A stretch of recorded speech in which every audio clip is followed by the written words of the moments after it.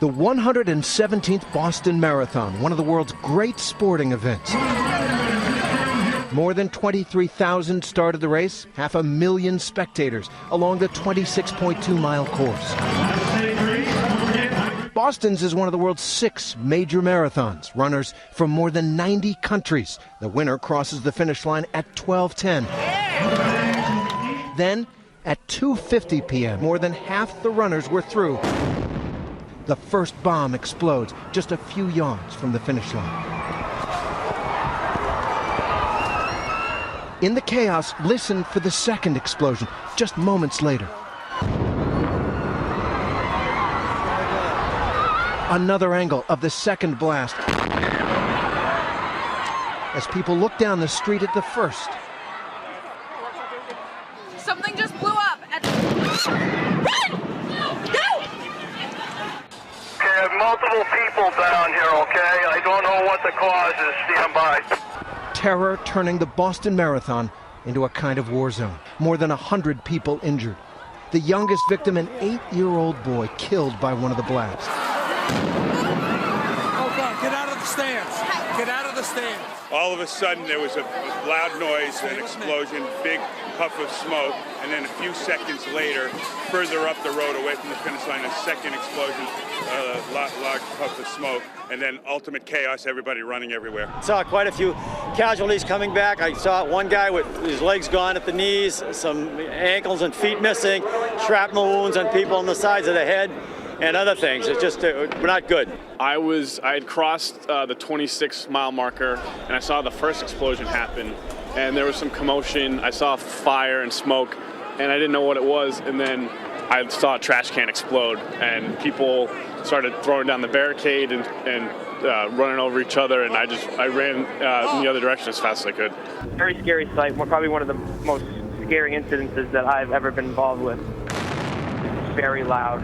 The ground shook. You could just feel it going down through you. And tonight we're hearing the harrowing stories of survival from those who were just feet from the blasts. Local hospitals quickly mobilized for a mass casualty event, but the chaos continued. At Tufts Medical Center, where 11 victims were taken, a bomb scare forced the evacuation of the emergency room. Patients on stretchers were laid out in the atrium. What kind of injuries are you seeing here? They are almost all lower extremity injuries from the knee down, and they're very severe blast injuries with open fractures, severe muscle injuries, nerve, artery injuries. I had a bad feeling when I saw the smoke, and when I saw, after hearing the noise and then hearing the second one, it's the Boston Marathon. It's one of the world's marathons. It's at the finish line. I suspected it was terrorism. Rebecca Roach had just finished the race when the bombs went off. It was a moment of what should have been joy and turned into panic and just heart-wrenching fear of the worst. She was okay, but her mom and a friend who were there to support her were badly injured. It makes me feel quite guilty. Guilty? Yeah. They wouldn't have been there if it wasn't for me. Rebecca ran every step of the 26.2 miles with her mom and dad in her heart and written on her legs.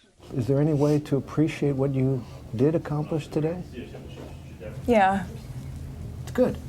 It was a dream of mine for years, and I finally accomplished it in the time that I wanted to.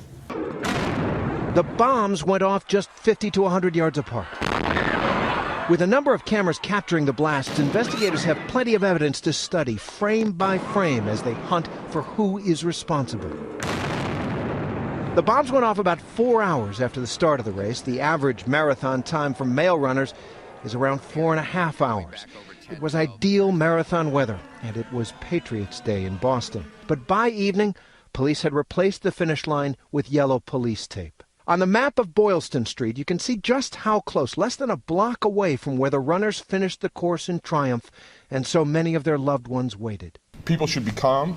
Even 2 hours later, investigators seem to be trying to make sense of it all. We're recommending to people that they stay home, that if they're in hotels in the area, that they return to their rooms. We want to make sure we completely stabilize the situation.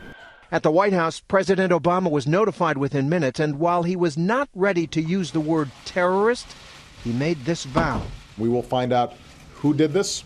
We'll find out why they did this. Any responsible individuals, any responsible groups will feel the full weight of justice. Make no mistake, we will get to the bottom of this. But tonight, New York Congressman Peter King is more willing to point fingers. Well, obviously there's nothing definite yet, but it has all the hallmarks, earmarks of a Al-Qaeda type attack. It reminds me very much of what happened in Times Square with Shahzad in 2010.